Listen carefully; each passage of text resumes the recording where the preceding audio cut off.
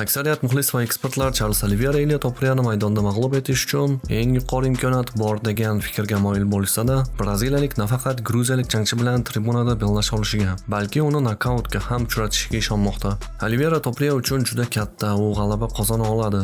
Rolik davomida ushbu jangda kimning imkoniyat ko'pligini tahlil qilamiz. Video keng tarqalishi uchun like bosing. Ishonchli koeffitsiyentlar izlayapsizmi? Unda sizga kommentariyada yozilgan omad silkasi yordam beradi. Ushbu silka orqali ro'yxatdan o'ting va tahlil MMA promokodini kiriting va 5 million so'mgacha bonusga ega bo'ling. Barchaga omad, biz yangiliklarda davom etamiz.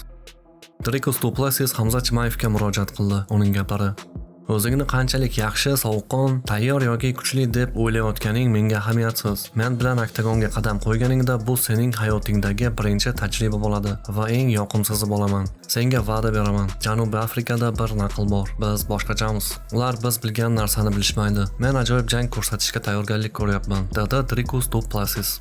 Hamza esa javob tariqasida ushbu suratni joyladi. Jasurbek Tayson navbatdagi jangini 23-may kuni qirg'izistonlik Bekzatga qarshi Oktagon 73 turnirida o'tkazadi. Bu haqida 19-may kuni musobaqaga 5 kun qolganida tashkilotchilar xabar berishdi. Oyida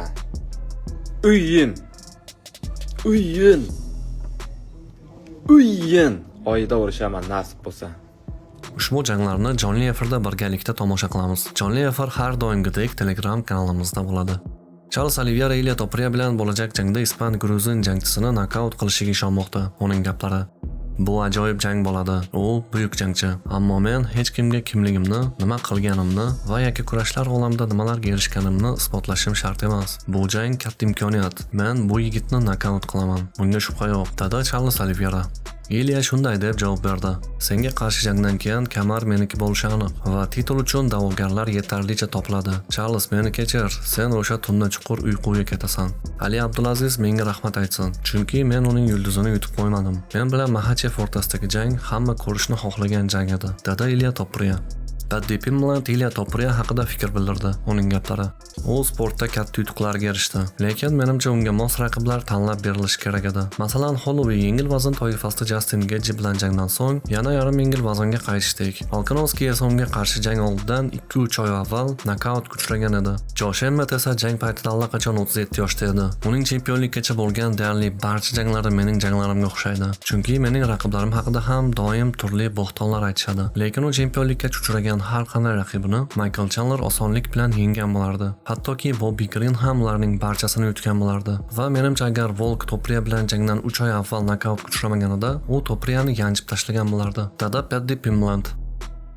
Jang haqida kichik tahlil. Bu qiziqarli qarama-qarshilik. Ikkala yigitda ham imkoniyat bor, lekin menimcha Charles uning uchun juda katta va bundan tashqari u har tomonlama rivojlangan jangchi.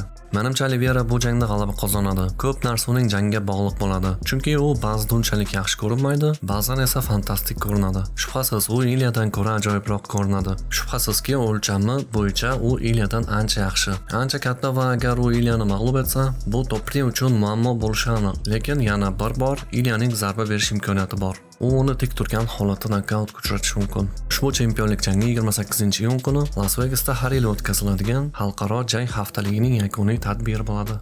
Ilia Topuria o'zining asosiy murabbiylari bilan ishni to'xtatdi. U bilan birgalikda jamoadan ukasi Aleksandr Topuria ham ketdi. Sabab qilib esa mashg'ulot vaqtida murabbiy bilan jangchilar fikri har xil chiqayotgani tushuntirildi. Video va yangiliklar haqidagi shaxsiy fikrlaringizni albatta kommentariyaga yozib qo'ying. Sizlar bilan doimgidek tahlil MMA kanalida ertangi rolikda ko'rishguncha barchangizga xayr.